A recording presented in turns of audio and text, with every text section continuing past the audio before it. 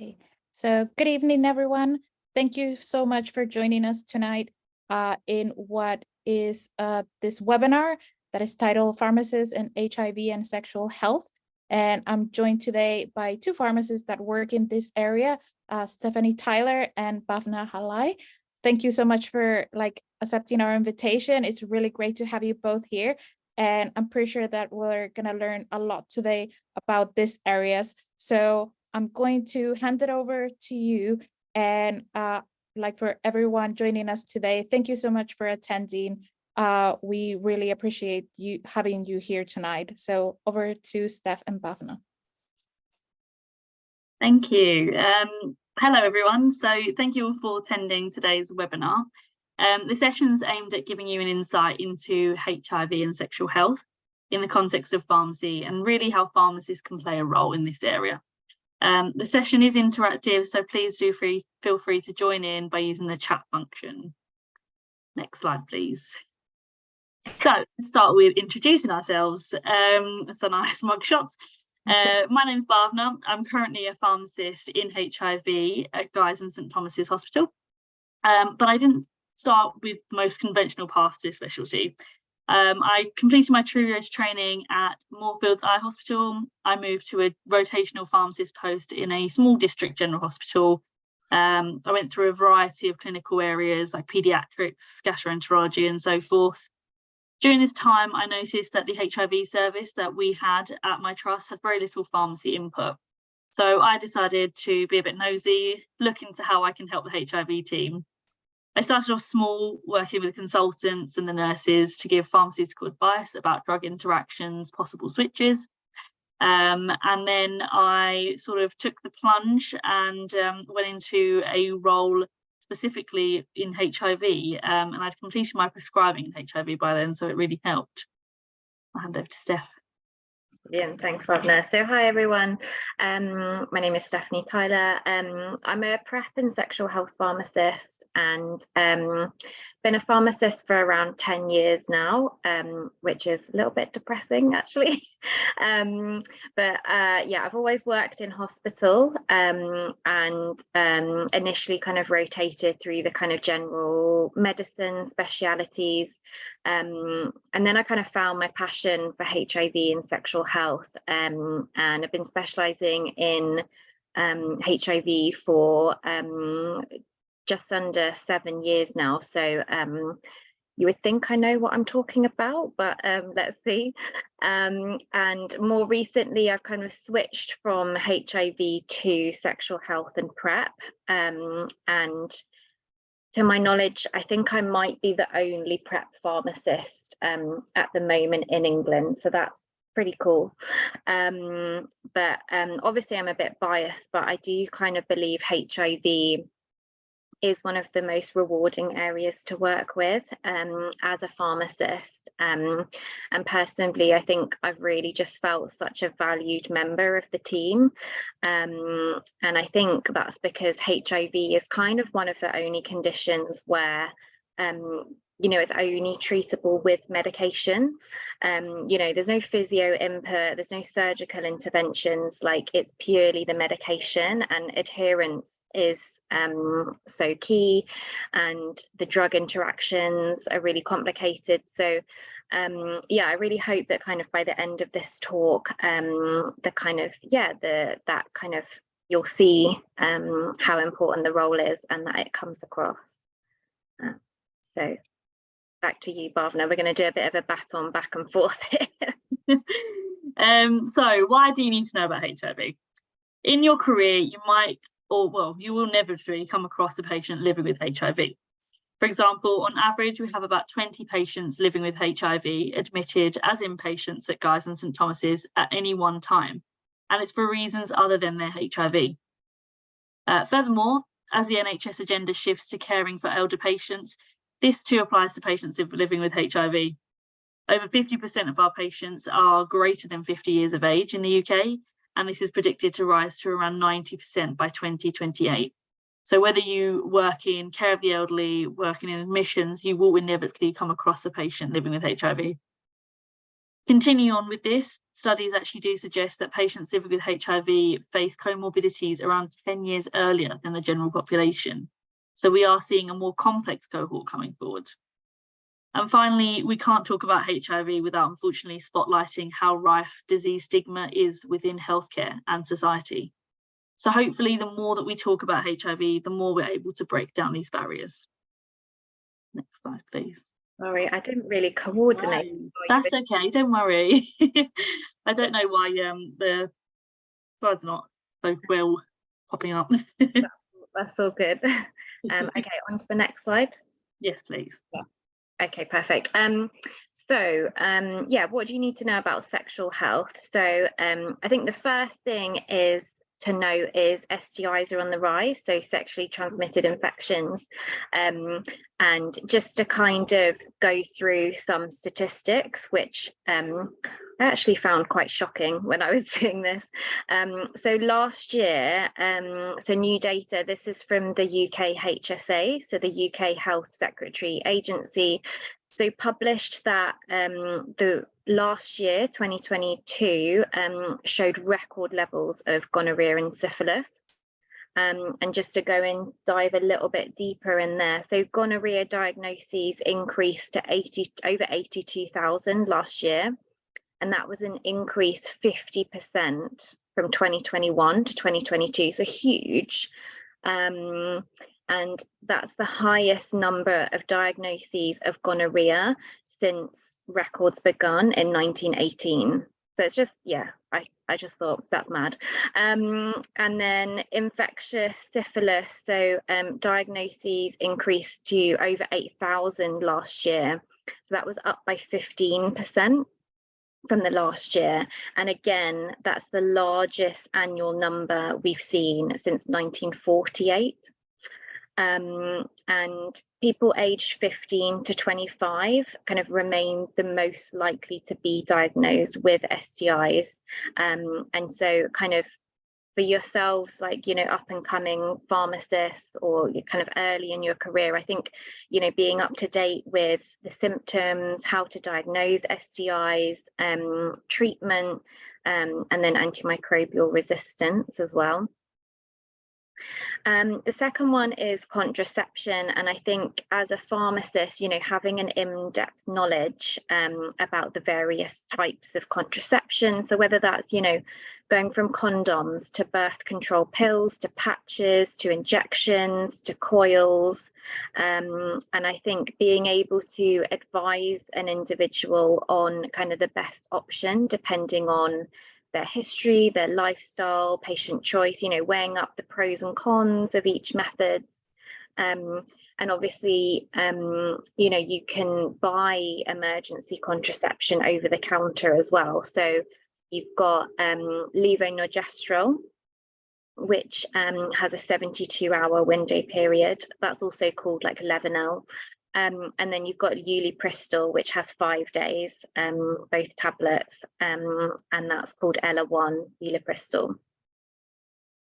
And then erectile dysfunction. So I think here it's about kind of, again, giving advice on the treatment options available for ED. So whether that's oral medication, injections, vacuum pumps. And I think, you know, if you're thinking of going into community pharmacy, Viagra is now over the counter, I believe. So that's something definitely to kind of read up on and get yourself up to date. And then the menopause, which I think is kind of forgotten quite a lot. But I think, you know, having knowledge about the signs and symptoms, you know, if you've got women coming in being treated for, you know, any kind of menopausal related symptoms, you know, I don't know, forgetfulness, dizziness, you know, just thinking, oh, hold on a minute, like menopause, and, you know, discussing treatment options, making sure you're the one who's well informed about them. Because obviously there's a lot of stuff in the media about, you know, cancer scares with HRT, and it really puts patients off, but it's absolutely life-changing for like women with menopause. And then even more stuff to know about sexual health. I've got another slide. LGBTQ+. So I think having a knowledge about the kind of unique needs of the LGBTQ+ community, and being familiar with the terminology that we use here. So whether it's transgender or non-binary.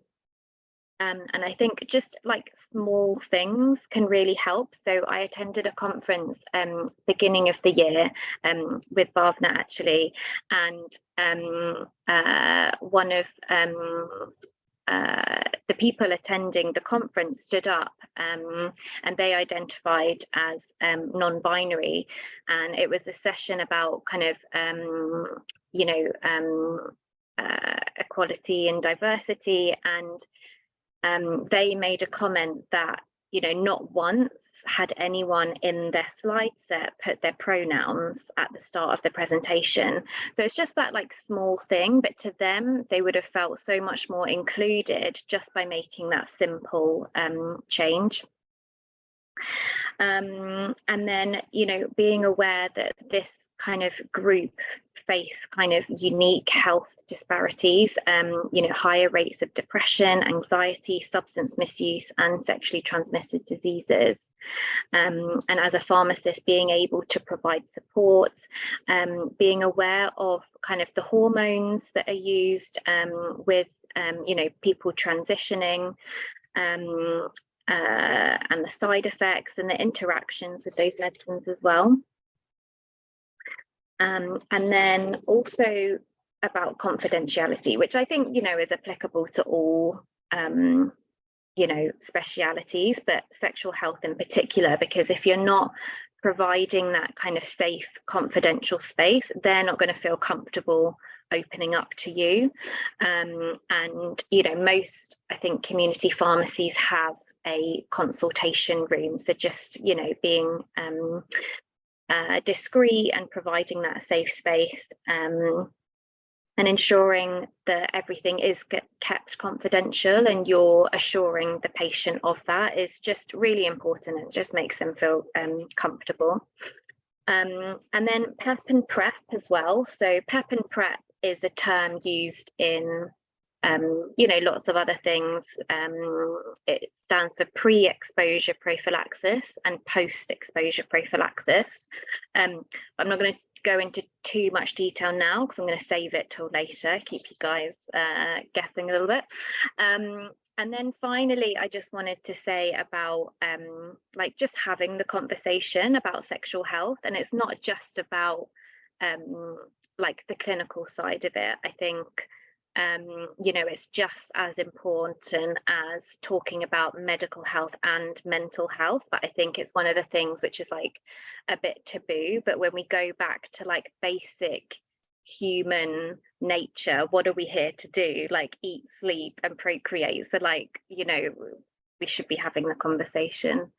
And then over to you, Bhavna. So I couldn't talk about HIV without thinking about the history of where it started, and how a lot of the stigma stems from the history of the AIDS crisis. So the story starts with the USA's Centre for Disease Control publishing an article detailing cases of a rare lung infection, pneumocystitis carni pneumonia, there's a mouthful, in 5 young, previously healthy gay men in the early 80s. Doctors alluded to a weakened immune system, and this article really was the first official reporting of what we later know to be the AIDS epidemic.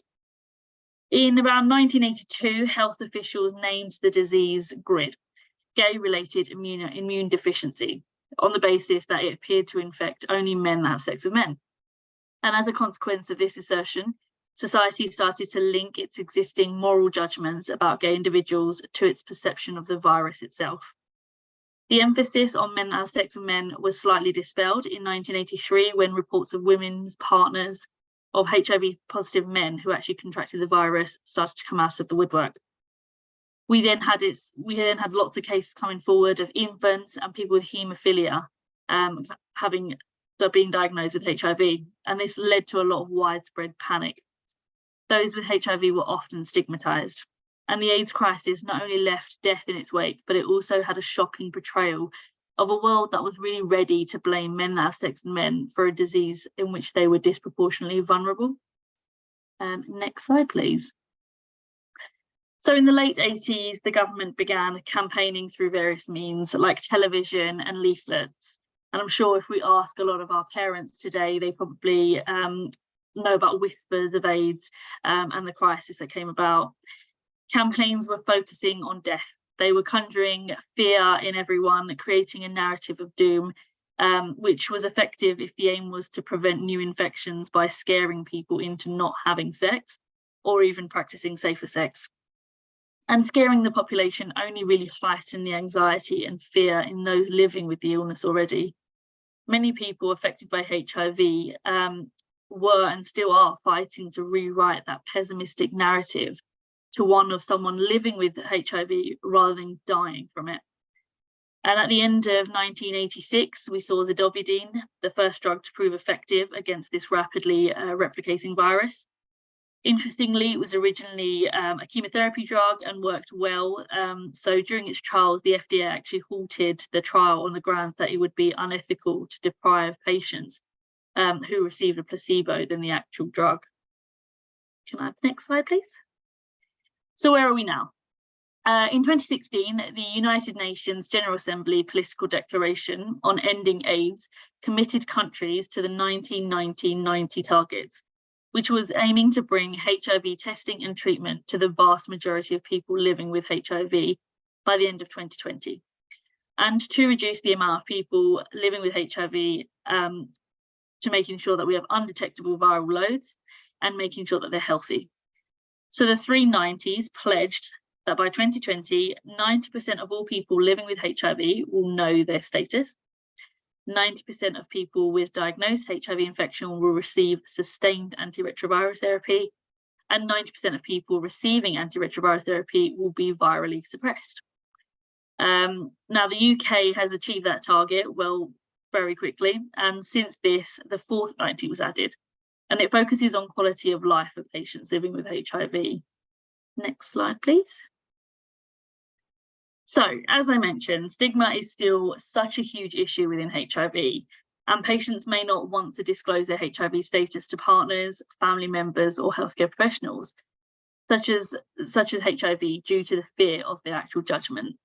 I know a lot of patients that don't want anything to do with HIV getting near their SCRs or near sort of their GP. So this is something to really consider when you're encountering patients as pharmacists. Be conscious of what you disclose and what you disclose to those around patients when communicating with them about their care. This could be something as simple as making sure that you double check a discharge letter doesn't have a patient's antiretroviral therapy on it. If, for example, we are looking to discharge a patient and they don't want the GP to know. Equally, there are a lot of patients that don't feel stigmatized by their diagnosis, and they may want to speak about it more freely. So everyone's different, and it's about building that rapport with patients rather than just having that gloss effect that everyone wants to keep it hush-hush. Next slide, please. So just in the chat box, if you don't mind, if you don't mind answering the question, how would you describe a patient who had HIV? So would it be a HIV patient, HIV infected person, HIV positive person, AIDS patient, or a person living with HIV?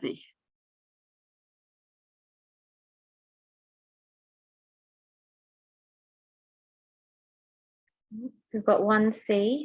Okay.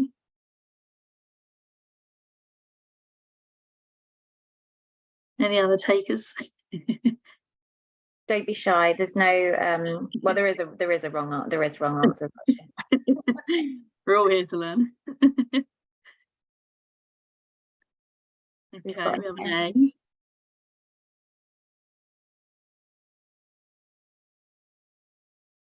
Steph, what would you guess?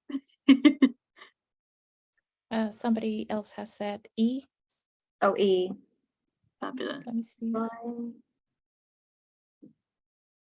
Can you see E, Bhavna? It's on the Q&A, sorry, like on the Q&A. for the attendees is on the it's Ah, on the Q&A bit. So if you answer on the Q&A, for anybody attending, if you answer on the Q&A, we'll be able to see. So yeah, just I because, see. yes, somebody Yeah. else also said E as well. Wow. Well, I think the Okay. attendees are taking it home then. The answer is E. It is, yes. Fabulous. So yes, correct answer is a person living with HIV, which leads me nicely to my next slide, please. So the reason that we asked the question was to highlight that language matters. The language that we use can unknowingly be heavy with stigma and judgment, and the People First Charter was essentially created to shift an emphasis from condition to people. It amplifies that people are more than their condition, and it discourages the use of language that may cause harm to patients living with HIV. So if you, at any point, we'll share the slides after, but you can scan the QR code and it should pop up with the People First Charter website. And right at the bottom of it, there'll be a PDF like the table you can see, and it'll give you some common phrases that we now use and have replaced. So next slide, please. Based on that, what's the difference between HIV and an AIDS defining illness? So again, please feel free to just pop some ideas into the chat or the Q&A.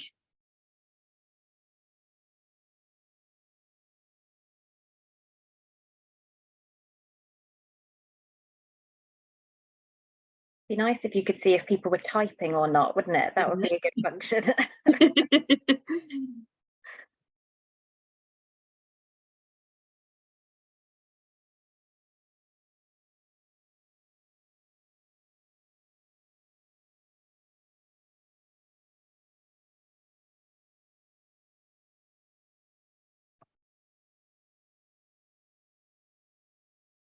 Sorry, just to say that I've like updated the chat, so like people attending should be able to put things on the chat as well. Fabulous, thank you. Yeah. But I had like one person say on the Q&A, AIDS defining illness equals disease caused due to HIV. Yeah, so essentially correct. So HIV is a virus that damages the cells of your immune system. It weakens your ability to fight those everyday infections. Whereas AIDS, so acquired immunodeficiency syndrome, is the name used to describe a number of potentially life-threatening infections and illnesses that can happen when your immune system has been severely damaged by that virus. Next slide, please. So where is HIV care now? HIV care has progressed extensively. Whilst there is still not a cure for it, like Steph mentioned, we rely on drugs. It is a manageable chronic disease, and patients with HIV do have higher risks of things like kidney disease, diabetes, cardiovascular disease, and certain cancers like lymphoma. And as a result, it's important that the appropriate care is in place and monitoring for these patients. When patients are diagnosed early and they adhere to antiretroviral therapy, they will live a normal life expectancy with a normal immune system. It leads me on to the question of asking, what do U equals U mean? Has anyone heard of that phrase, or anyone heard what it stands for?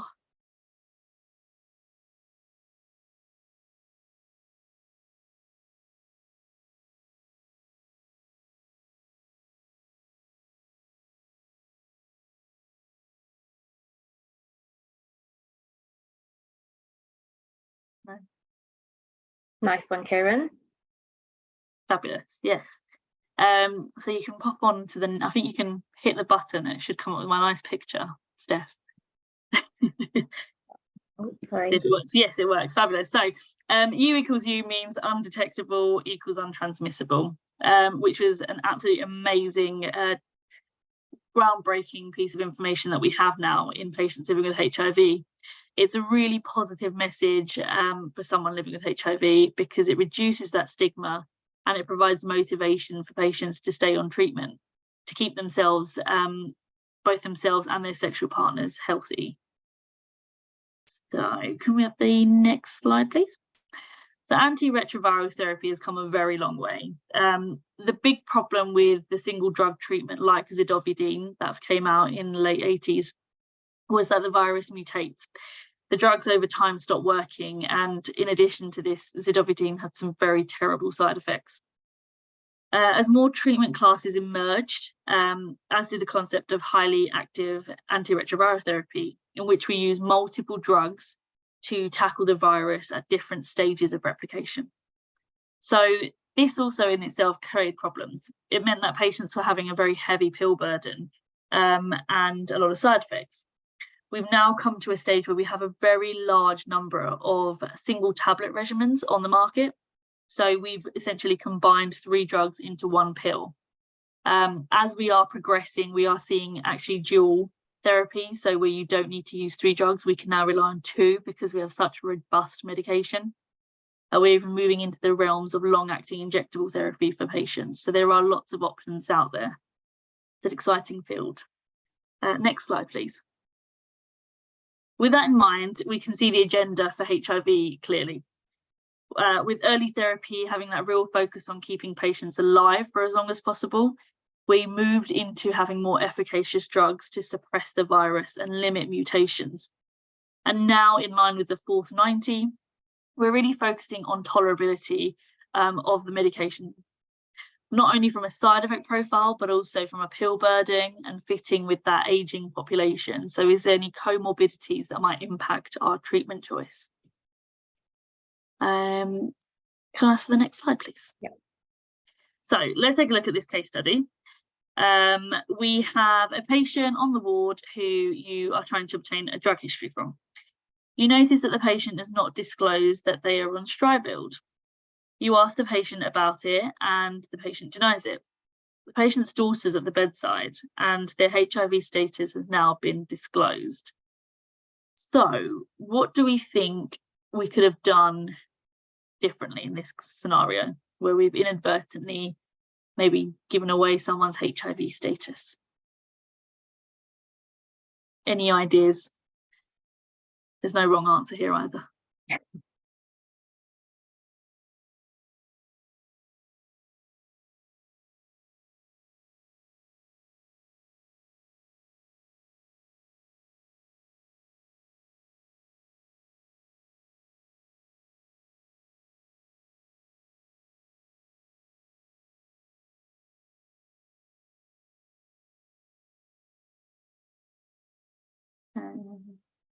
So Kieran's put, talk to the patient privately about their status to ensure that all caregivers are on the same page. We've got another answer about ask the patient when the family aren't around and in private. Yeah.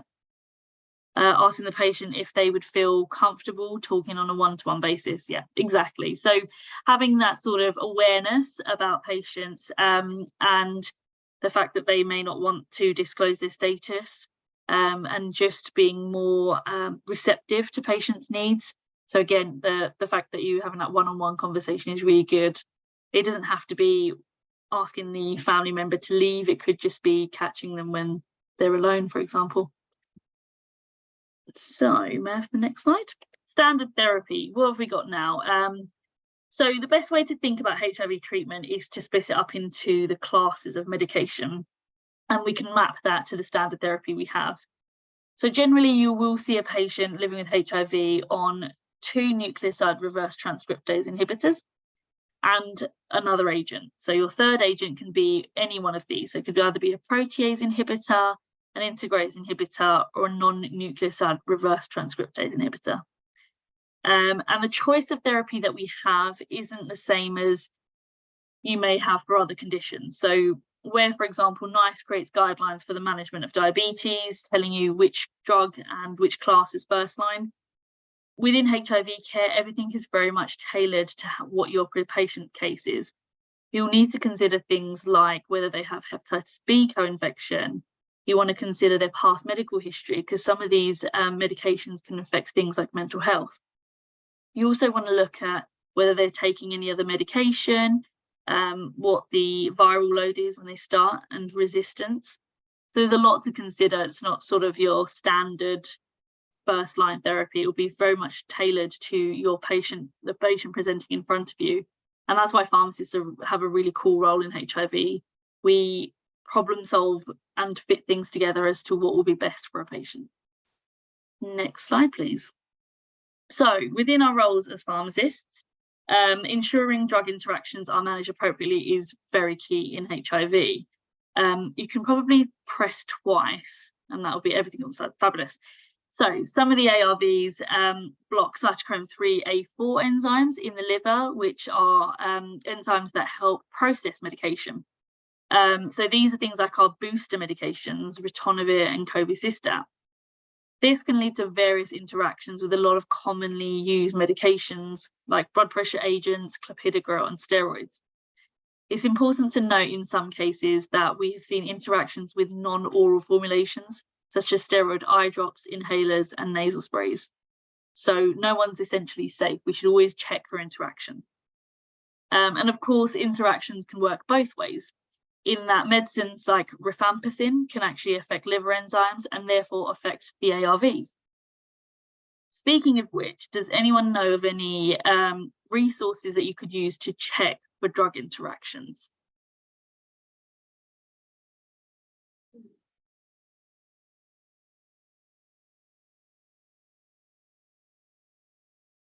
We have one, BNF, yeah.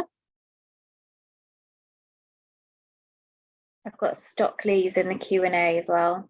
Oh, that's a good one. If you can access Stockley's these days. Yeah. Any other takers or guesses?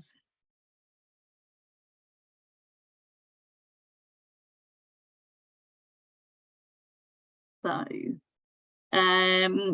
if we can just pop onto the next slide. One of the key interaction checkers for HIV medications is the University of Liverpool's website. So you can scan that QR code and it should load you straight to the interaction checker. But it's really good because it has a lot of information in terms of interaction, in terms of tables and so forth. And it's got this checker where you can literally input the HIV medication on one side and then the co-medications on the other. So I have some case studies. It'd be really great if everyone could maybe either load that website. You can literally just type in University of Liverpool HIV interaction checker and it should come up, or scan that QR code. And then we can move on to a case study to test how well this interaction checker works. I'll give a few seconds for that. While people are doing that, Bhavna, Ben in the chat was asking if Stockley's is free. To my knowledge, in hospital, we have a medicines information department and they pay for a license and we get a password, usually under like Medicines Complete, has a password login, and then you get options to lots of different resources within Medicines Complete, and Stockley's one of them, and like various other ones like drugs with like in enteral feeding tubes and things. Is that your understanding as well, Bhavna? Yes, yeah, I think they are moving to a different website, but either way it is a paid for source. I think you can get it often via trust.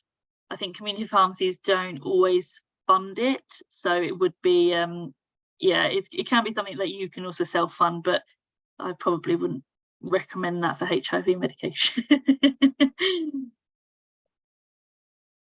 So let's look at Miss Lane's prescription for omeprazole for gastroesophageal reflux disease. You notice that she's come in, she's got a prescription for omeprazole 20 milligrams. You look at her dispensing records and you look at her SCR and you see that she's taking Eviplera, 1 tablet every morning for her HIV. So what would you do in this scenario? Is there any interactions? Is there anything we need to look out for? So if we can pop into that interaction checker, and it's always harder with sort of sessions like this because you can't give goodies out for the first answer. Yeah.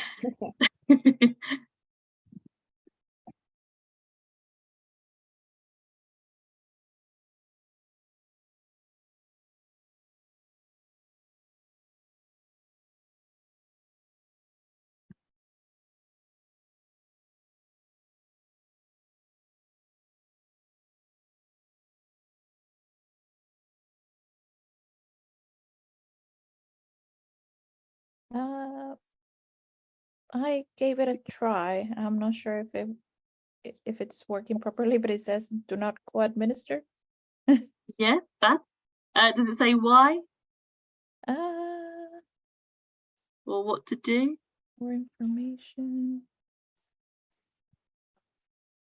So it says contraindicated as significant decreases in rilpivirine plasma concentrations may occur. Omeprazole is mainly metabolized by cytochrome 2C19 and CYP3A4. No interaction is expected with amitriptyline, sorry for the No, that's fine. pronunciations, and tenofovir DF.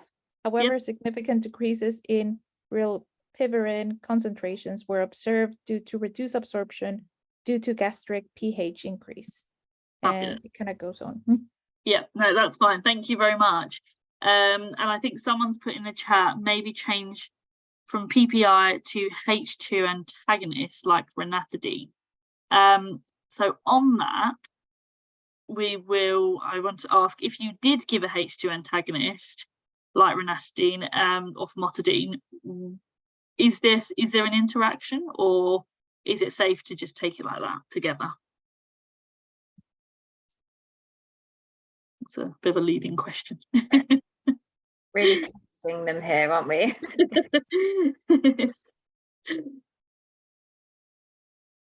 That's a great suggestion to change, but we just need to double check. So if we go with like famotidine, for example, because I'm not sure if ranitidine is still available on Interaction Checker, because it's definitely not available in practice anymore.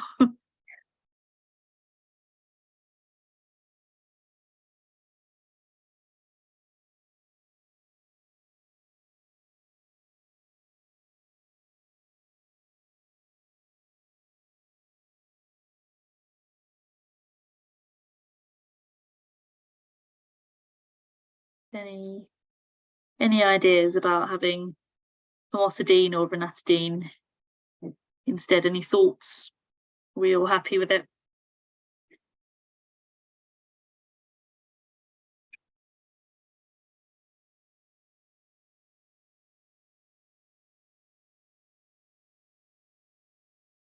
That's okay.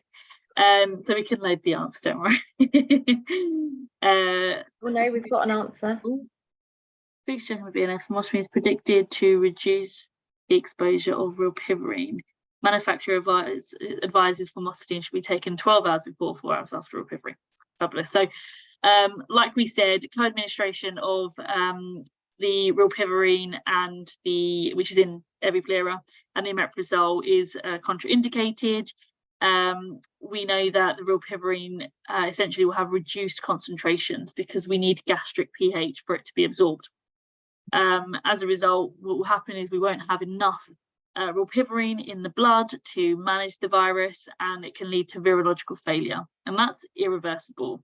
So the resistance could mean that you wouldn't be able to use rilpivirine to manage the patient's HIV, and it may actually spread across to other medicines in the same class of antiretrovirals. So in this case, NNRTIs. And fabulously, someone suggested to try H2 antagonist instead. And whilst there is an interaction, it is manageable. And like we said, we would just space out the H2 antagonist at least 12 hours before or 4 hours after. So next slide, please. Drug interactions can also occur independent of liver enzymes. For example, the effects of this on stomach acid, they can interact with rilpivirine and athanavir, as evidenced by Miss Lane and her prescription.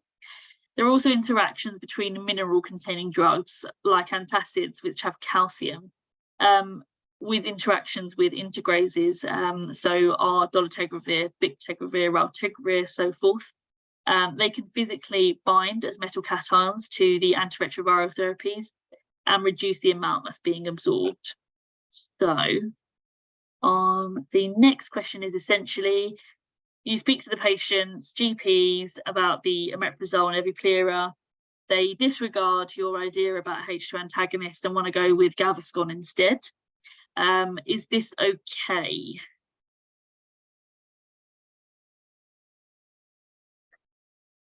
So just to note on the interaction checker, I don't think if you type in Gaviscon it will come up, but if you type in antacids, it should, hopefully.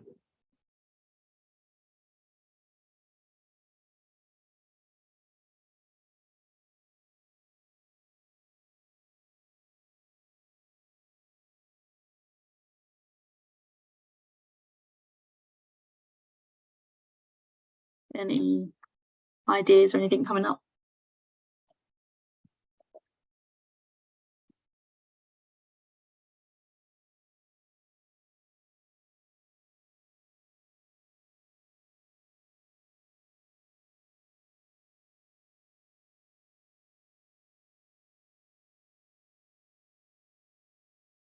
Yep, so manufacturer also advises take 4 hours before or 2 hours after antacid. Fabulous. That is exactly the answer I've got on there, so we will move on. And I think that's my final slide. You'll be glad to know. So finally, I wanted to really end on a focus about what the future holds for HIV care.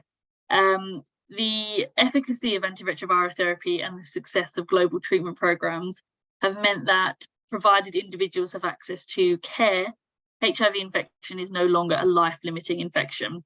It's not the death sentence that was advertised many years ago.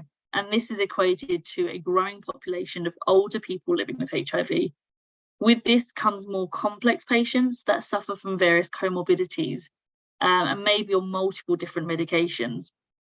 The main challenge with polypharmacy is managing those drug-drug interactions.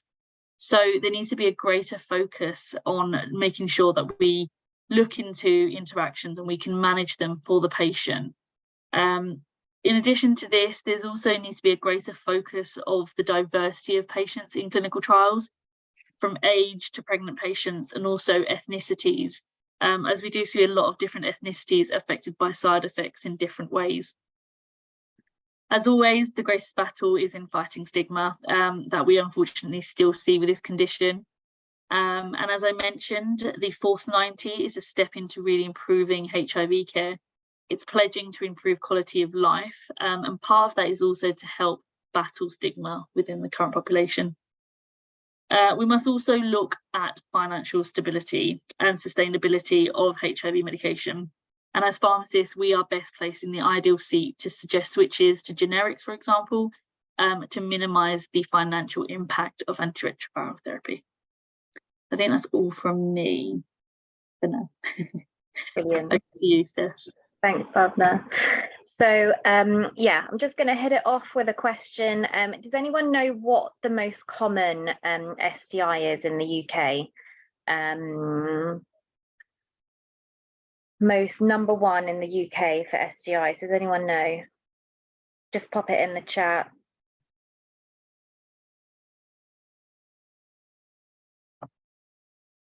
Chlamydia. Kieran's gone with chlamydia. Any other takers?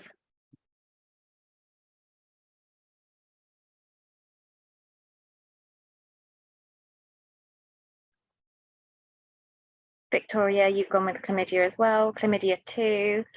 Amazing. So, yep, you are all right. It's chlamydia. So I just thought for that reason, I'll kind of, in terms of STIs, I'll kind of focus on this one because it's going to be the most common one you'll see. And also particularly, you know, within community pharmacy as well, because it can be treated with just oral medication. You know, gonorrhea requires an IM injection, syphilis requires an IM injection. So it's one that kind of, you know, is, you know, more commonly to see. So just to give a bit more information, so because it presents asymptomatically and it's very easy to transmit, so effective kind of screening programs and promoting the management of positive cases is really key, and that's just to prevent complications of untreated infections but also transmission as well. So the infection primarily will be via vaginal, anal or oral penetrative sexual intercourse, but we have actually seen extragenital presentations affecting the eyes and throat. And if left untreated, yes, 50% of cases can actually clear spontaneously. So that's like, okay, great. So why are we even treating it? Why are we giving people antibiotics, causing resistance and stuff? But then, you know, if people don't know that they have the infection, even though it might spontaneously resolve, that's like 12 months from acquiring the infection to it being resolved. So in 12 months, you know, you're going to have, you know, maybe, you know, a few partners, you know, depending. So yeah, it's about kind of reducing transmission. And yes, it is actually reportedly one of the most curable STIs as well. And most patients will have like a full recovery with no lasting complications. But if you're having multiple chlamydia infections, particularly so for women, it can increase your risk of serious reproductive health complications. So this can include pelvic inflammatory disease or ectopic pregnancy. And in men, it can cause inflammation of the testicles, so something called epididymoitis, and it can also affect fertility. And also it is the most common cause of sexually acquired reactive arthritis in both genders, men and women. And then moving on to, so I guess what can you do as community pharmacists? And I think one of them is being aware of like the signs and symptoms. So as discussed in the previous slide about the asymptomatic aspect, so that's 70% of women have asymptomatic symptoms and 50% of men have asymptomatic symptoms. So if you're a woman, you're probably more likely to have asymptomatic.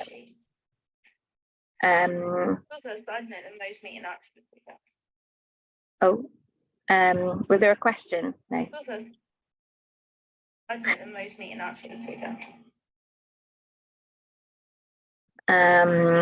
And then also, so if you're not in asymptomatic, so what symptoms are you having?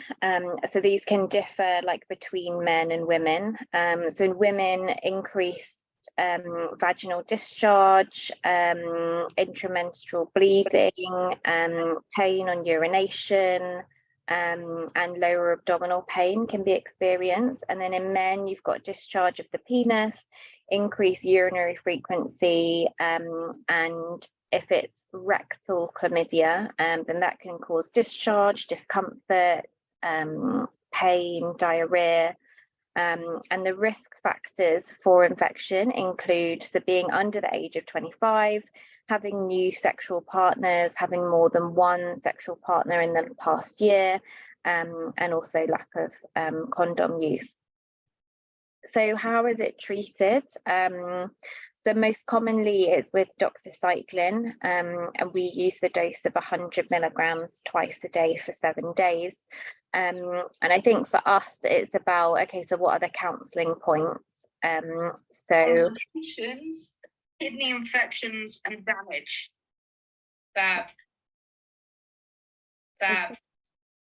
Hello.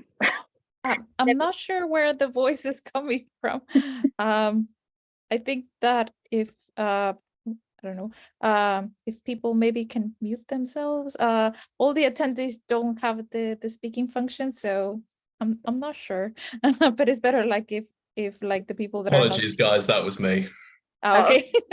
Yeah, it's better that like we just mute ourselves. So yeah, that's all please right. continue, No, Steph. that's all right. I was like, where is that voice coming from? Yeah, That's a bit I know. creepy.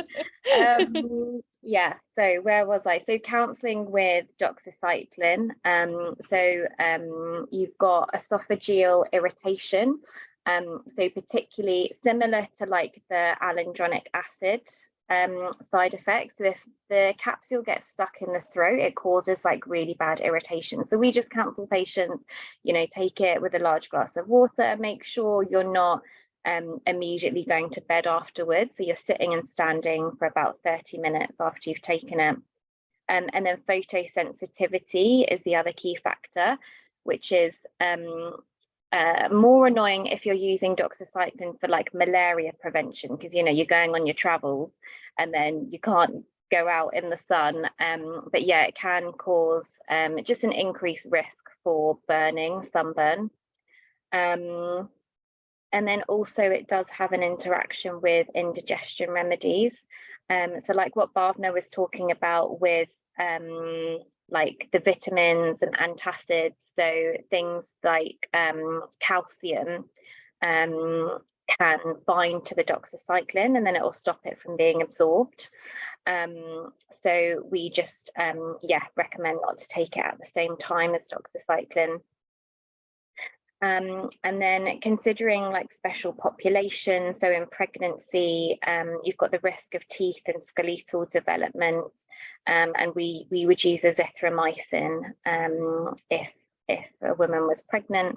And then thinking about antimicrobial resistance as well. So if a patient presents and the doxycycline hasn't cleared the infection up, then they should be referred to the nearest sexual health clinic. That's not something we should be trying to treat in those situations.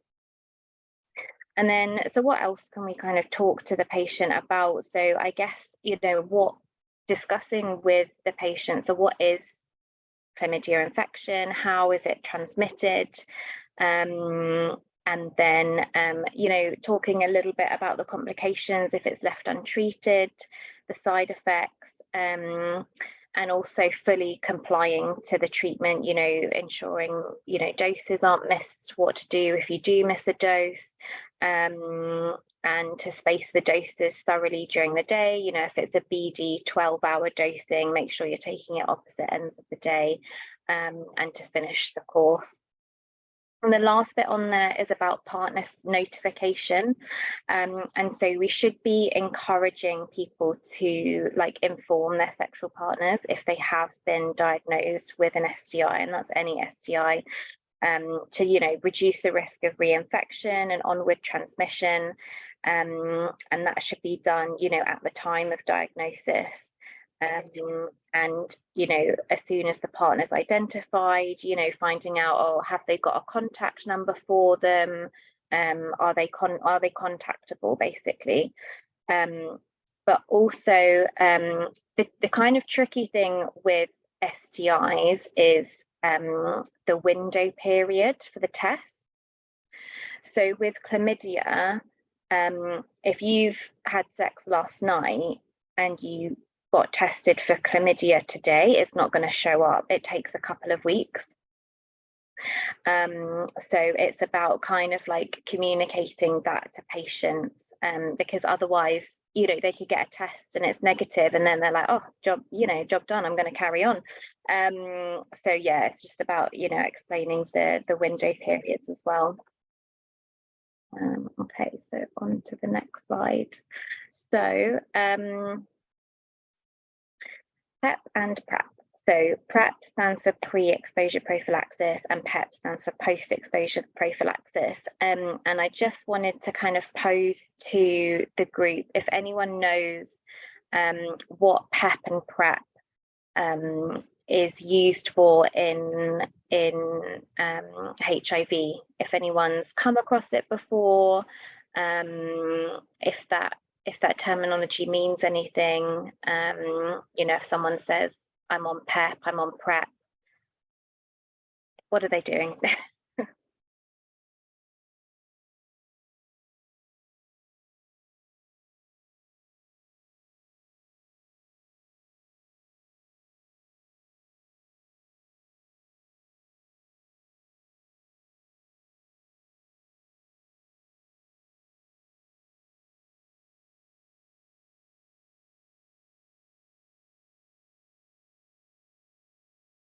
So if I was at your stage, I definitely wouldn't know about PEP and PrEP, so that's okay. I only first knew really when I joined the speciality of HIV, to be honest. So that's good. I can go into a bit more detail about it. Oh, Christina, I'm not sure Would you use PrEP if you are under risk of getting it? Exactly. So it's all about HIV prevention. So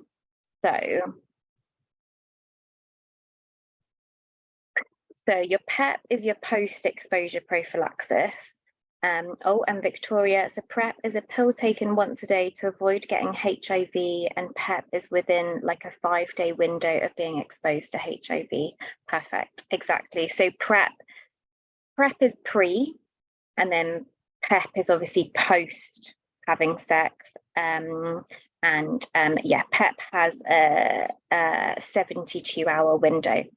I'll go through that now. So with PEP, we use HIV drugs as the post-exposure prophylaxis.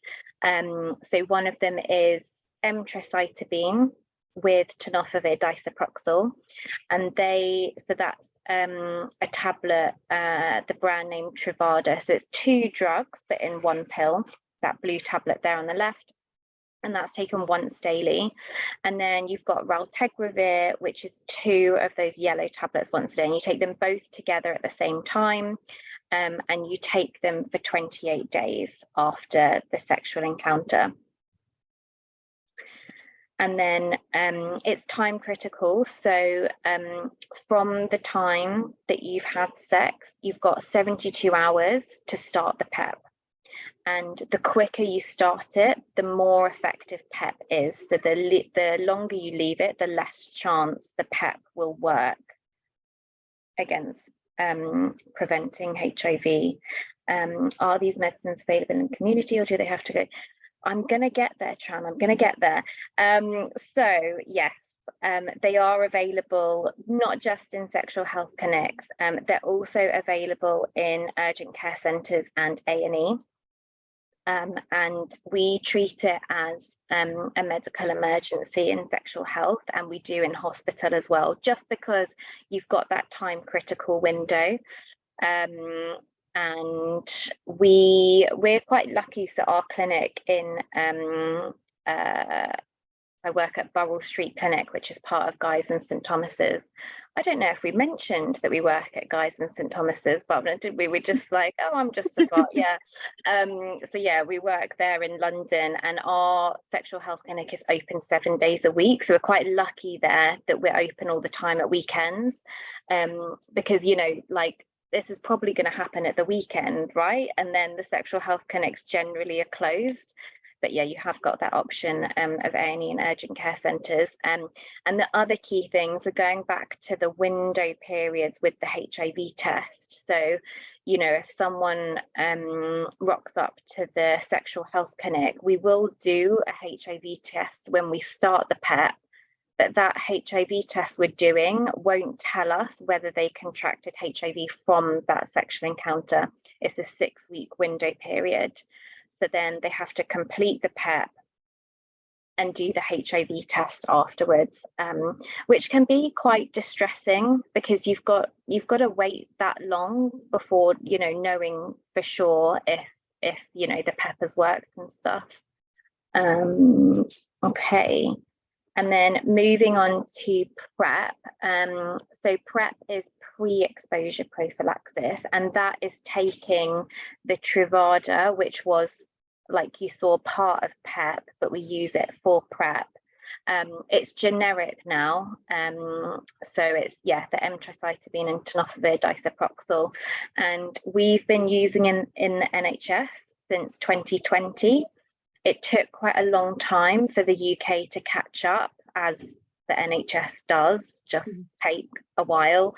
And it started as a clinical trial in 2018, because the NHS were like, you need to do it as a clinical trial to show that it works, even though there was hundreds and thousands and so much data already. They wanted us to kind of go through this loophole, but we did.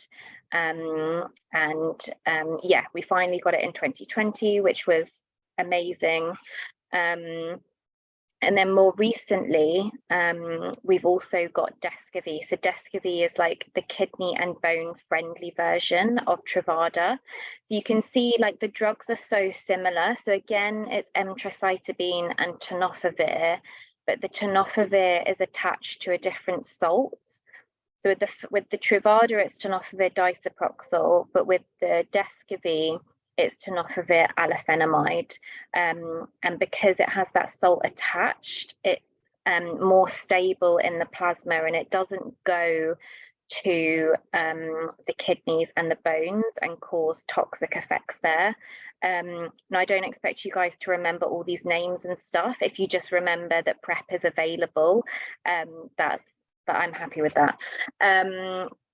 And in terms of the dosing, so I haven't gone into it in too much detail because it is a bit complicated depending on your gender, on your sexual preference, and also the type of sex that you're having. But as a general rule, you can take PrEP daily. So you can take just one tablet all the time to protect you against HIV, or you can do something called event-based or on-demand dosing, which is essentially taking the PrEP in and around the time that you have sex, and that's a double dose at least 2 hours before, or it can be up to 24 hours before, and then continuing one tablet once a day for 2 days.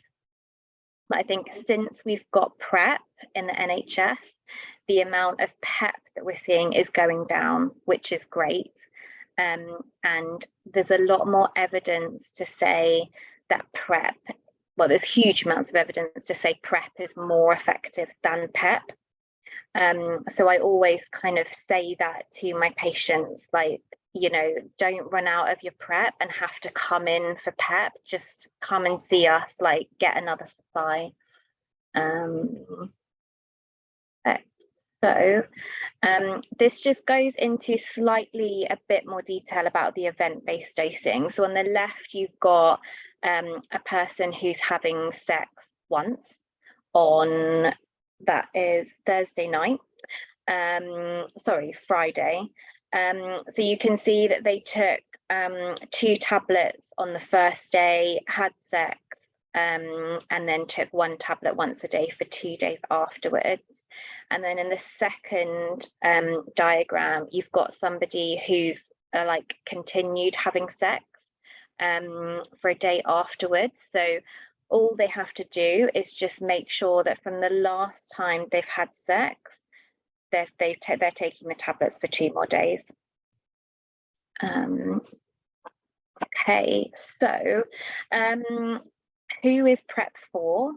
I guess I would like just to kind of know from your perspective, guys, who would you say is risk of HIV, and who would you say is like eligible for PrEP or would benefit from PrEP? And yeah, please don't be afraid with your answers. This is a safe space. It's all answers welcome. But yeah, if anyone has any ideas, pop them in the chat.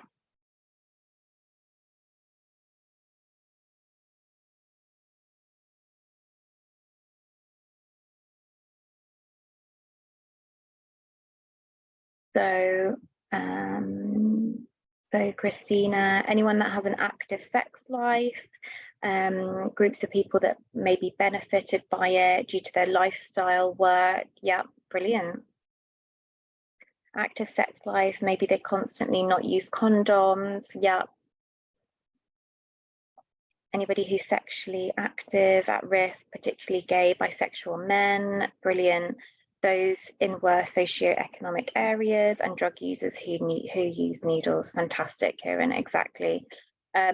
So yeah, so in terms of thinking about kind of the groups of people who are more at risk of HIV, you hit the nail on the head there, Kieran. So men who have sex with men is like one of the kind of known biggest risk factors. And then the other one is, the other kind of main one is if a HIV negative person is having unprotected anal sex with someone living with HIV, but that person that's living on HIV isn't on treatment and they're not undetectable. So going back to what Bhavna was talking about, you know, we have over 95% of people living with HIV in the UK who are on treatment and are undetectable. So just, you know, having sex with someone who has HIV definitely doesn't mean that you need PrEP, because 9 times out of 10 they're going to be undetectable. But there are some kind of people who've we've kind of we call like kind of lost to follow up in HIV, or kind of disengaged with care. So yeah, we're not at 100% by all means, and this is based on the guidelines, the national guidelines for PrEP. So you can see at the top, so the two most common ones are men who have sex with men, and then having a partner who's living with HIV who's not on treatment and undetectable. But then in the boxes here, you've got general other risk factors which might put you at risk of HIV, and these are kind of like the harder to reach groups. And these are actually the people that we're now seeing as new diagnoses for HIV, because they kind of might not know that they're at risk, and also don't know about PrEP. So like PrEP in the gay community is so well known. You know, like their friends are on PrEP, they're talking about it, they're open about it. They have conversations about HIV status before they have sex. Are you on PrEP? Are you not on PrEP, etc. Whereas other groups, so for example, heterosexual Black African men and women is a particularly high risk cohort, particularly if they are traveling back and forth to Africa, for example, and having multiple other partners. And also what we see is in relationships where it's difficult to like negotiate condom use, this is like a particular high risk group that we just find it very difficult to reach, because they don't know about PrEP to begin with, and B, even if they do know about PrEP, they won't think that it's for them.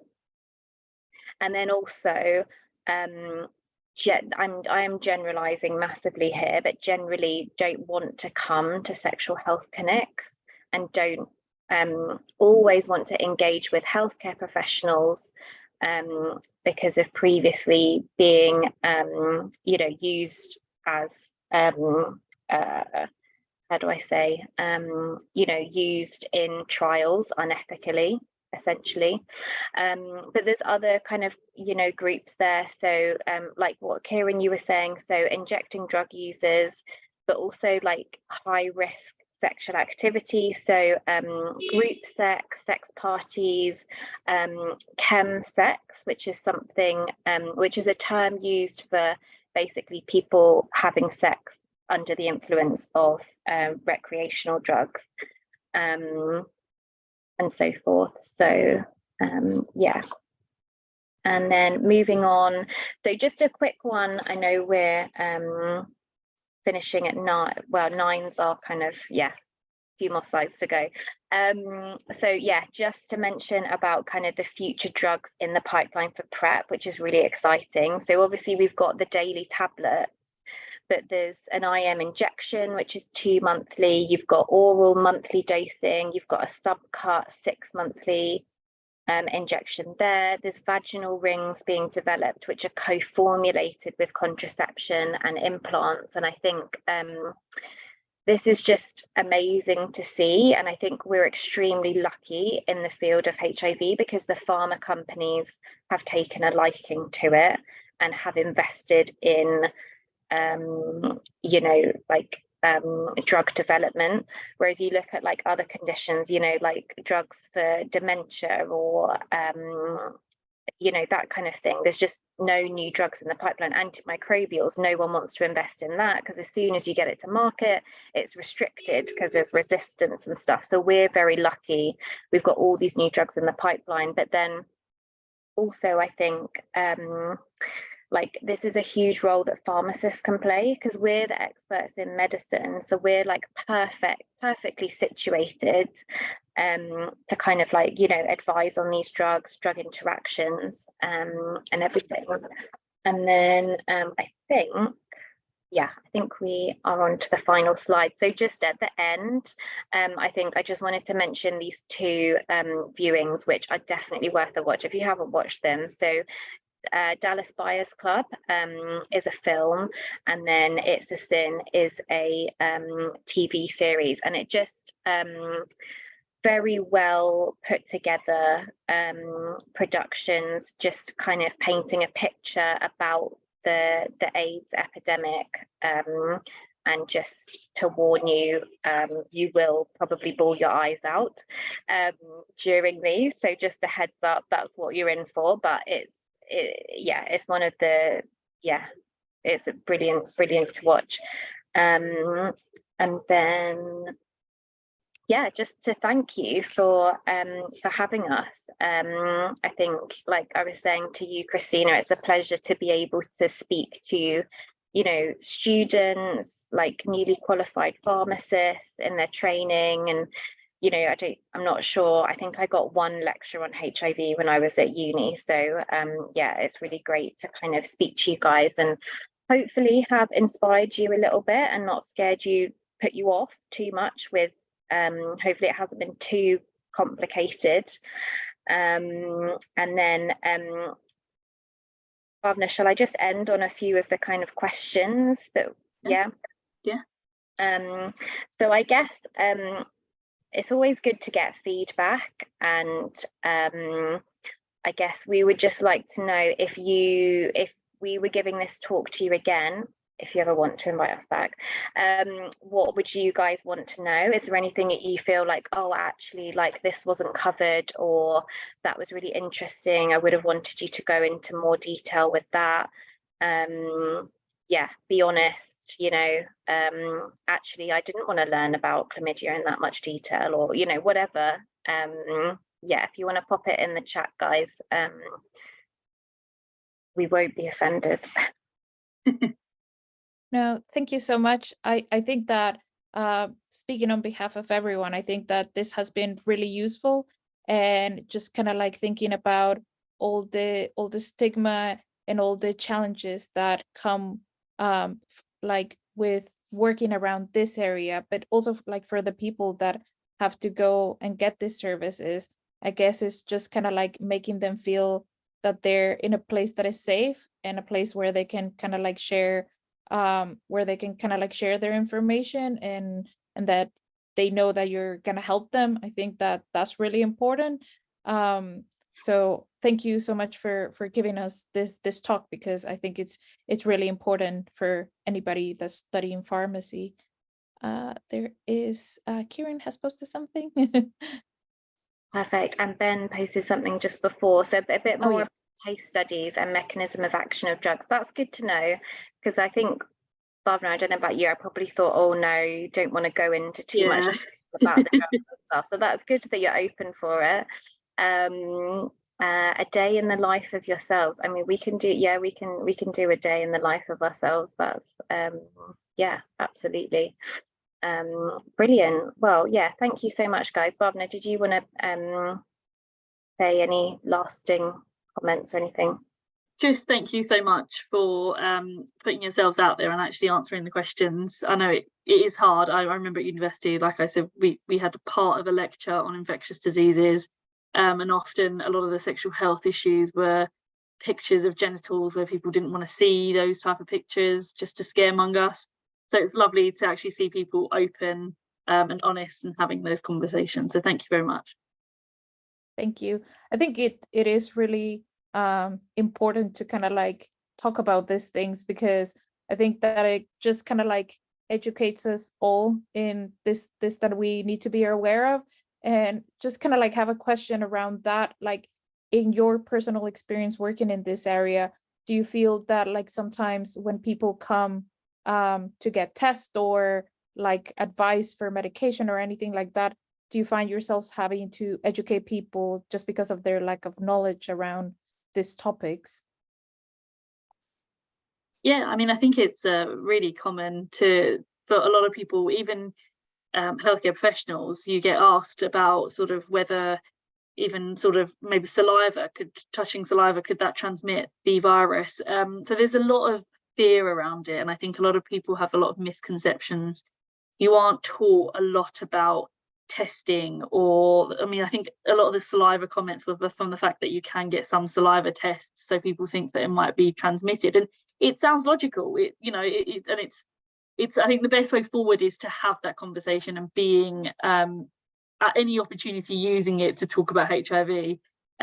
Even if we look at our A&E sort of attendances, a lot of doctors even disregard HIV or sexual health, because if someone says they're married, that's it. No, we don't need to worry about sexual health or anything like that. So it doesn't just happen amongst the general population, it happens amongst healthcare professionals. So people who even may have had some sort of education in HIV, I think it's just important that we really drill in the message. Yeah, I think that sounds really good. And is there kind of like any, like, aside from the resources that you have shared with us today, is there like any other places where we can go and get more information around those topics that you would recommend? So I guess HIV, the drug interaction website, is probably the best resource out there. I know one of our colleagues, Ali and Sheena, wrote an education book in, oh gosh, where was it? Therapeutics and something. I can email you the link, Christina, and maybe you could forward it on. But that was a kind of chapter on HIV medication and stuff. I definitely, I think that one's good. In terms of sexual health, there's something called iBase, which has a lot of like, if you're just starting off, like patient-friendly information. Like that's how I initially first learned the drugs, was reading their pocket antiretroviral booklet that we give to patients. And they've got loads of stuff on PrEP. So yeah, I would say that's kind of, a good start, definitely. That's good. And is that information also available in other languages? Yeah, so we send out like text messages to patients with PrEP information, and it's not in every language. I think we've got it in like definitely Arabic, Portuguese, Spanish, French, and a few others. To be honest, it could be better, definitely. What I try and do is, if I can find a healthcare professional in the clinic who can speak the same language and translate. Obviously, we have like language line and things, but it's very different. It's very disjointed conversation. You're not really like, it's a little bit more awkward. But there is some resources. Yeah, definitely. That's good to know. Yeah, I guess with what you were explaining about those groups that are at risk, that are not kind of like the ones that you would mainly think about, I think that maybe there's like still quite a lot of work to do around that. But it's a work in progress, I guess. Absolutely. And like a really sad story in clinic that I came across was, we had a lady, Black African lady, who had a partner. She was in a domestic abuse relationship. He was traveling back and forth to Africa and had over 20 partners reported in the last 3 months. And she went to another HIV clinic in London, and 2 healthcare professionals there told her she's not eligible for PrEP, and she should just wear condoms and or stop having sex with this partner. And she was like, she's in an abusive relationship. It was just the most heartbreaking story. But she came to us, and we offered her PrEP, and we got her in touch with Positive East, which is like a charity to support domestic violence victims. And now she's actually come out of that relationship and she doesn't need PrEP. But like, as healthcare professionals, we can't be the ones doing that disservice, like we just can't. So yeah, and that's sexual health physicians as well. So imagine generalists. Yeah, I do worry. But what I say to patients is be open and you educate your GP, because the GP will ask them what medication you're on and they'll say PrEP, and the GP will, you know, will look completely blank. Will you educate them? And that's what they do. But it shouldn't be their responsibility to educate us, you know. So yeah, it's a challenge, but yeah, worth doing. Yeah, definitely. And I think that, like, with everyone kind of watching this, I think that there is the need for more pharmacists to work in this area, because I think that there isn't enough. And, you know, it's kind of like what you said, that you're lucky that you work in a place that it is open 7 days a week, but there's a lot of areas in the UK that might not be the case. So it's important that, like, we try to kind of work towards that inclusivity so everyone can have access to this, and just be more aware of, like, the conditions that sometimes they might be at risk and they're not even aware of. So yeah, absolutely. Couldn't have put it better myself, Christina. okay, so we're coming to a close here. Just wanted just Victoria's just saying thank you so much, guys. It has been really interesting to listen to, and I've definitely learned a few things. So yeah, I just want to echo that. Thank you so much, Steph, and thank you so much, Bhavna. Like, it's been really great, and I feel that we have learned a lot. And yeah, like, we're like most likely to, well, not most likely, we're definitely calling you back, like, just to kind of hear more, because I feel that this is such a big topic that I think that we could all learn more about the subject. So thank you so much, and thank you for everyone that attended today. No problem. Thank you so much for inviting us. Pleasure. Thank you. Okay, so thank you very much. I'm just gonna